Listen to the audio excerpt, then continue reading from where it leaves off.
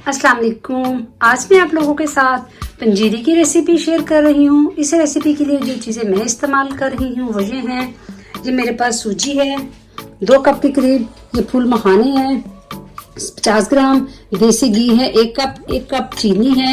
इसके अलावा मैं 50 ग्राम मेरे पास काजू हैं, 50 ग्राम पिस्ता है, 50 ग्राम बादाम है, 50 ग्राम गोंद है, 50 ग्राम अखरोट हैं और 50 ग्राम मेवा है, 25 ग्राम कोकोनट है और 25 ग्राम ये चारे मगज हैं। तो चलिए स्टार्ट करते हैं। एक पैन में हम अपना घी डालेंगे, घी को थोड़ा थोड़ा डालेंगे, घी को गर्म होने देंगे। घी गर्म हो गया, अब इसमें अपनी थोड़ी थोड़ी गोंद करके डालेंगे और इसको फ्राई करेंगे। देखिए कितने अच्छे से गोंद सारी फ्राई हो गई है। ये देखिए, अब इसमें अपने ये मखाना डाल देंगे और इनको भी हम तकरीबन 5 मिनट के अंदर इनको भून लेंगे। खाने भी भून गए। अब हम थोड़ा सा अपनी सूजी को भून लेंगे। देखिए सारी सूजी डाल के इसमें थोड़ा सा घी डालेंगे, 1-2 चम्मच, और इसको भूनेंगे। देखिए सूजी से कितने अच्छे से खुशबू आने लगती है। इसमें एक और पैन में थोड़ा सा घी डाल के तो बादाम फ्राई कर लेंगे। सबसे पहले बादाम डालेंगे। बादाम को 1-2 मिनट बस इतना करना है कि इसका मॉइस्चराइजर जो है ना वो सेट हो जाए। अब इसमें हम अपने काजू डाल देंगे इसी घी में। इससे ज़्यादा नहीं घी मैंने डालना, तो आप देख लें, अगर आपको ज़्यादा घी चाहिए तो आप ज़्यादा डाल दें।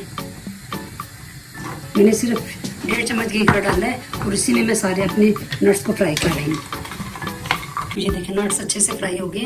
अब इसमें मैं चारे मगज डाल दूँगी, इनको भी 1 मिनट फ्राई करेंगे।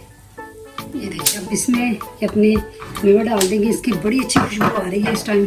साथ ही मैं कोकोनट भी डाल रही हूँ। ये देखिए, ये भी इसको भी तकरीबन 30 सेकंड के लिए भूनेंगे। ये जल्दी से जो है ना फ्राई हो जाता है, ये ज़्यादा टाइम नहीं लेता।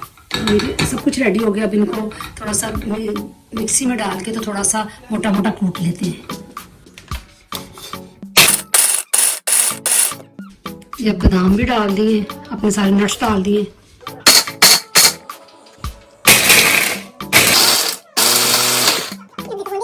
ये जो हमने गोंद को पीसा था इसको भी अपने इसी बॉल में डाल देंगे।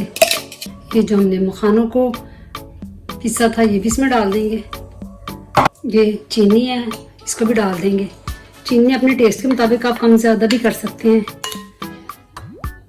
अब ये सूजी भी डाल देंगे सारी, ठंडी हो गई है। ये देखिए पंजीरी बिल्कुल तैयार है खाने के लिए। आप इसको सर्दियों में ज़रूर बना के खाएं। और ये मैंने बड़ी इसको कम घी में बनाया है।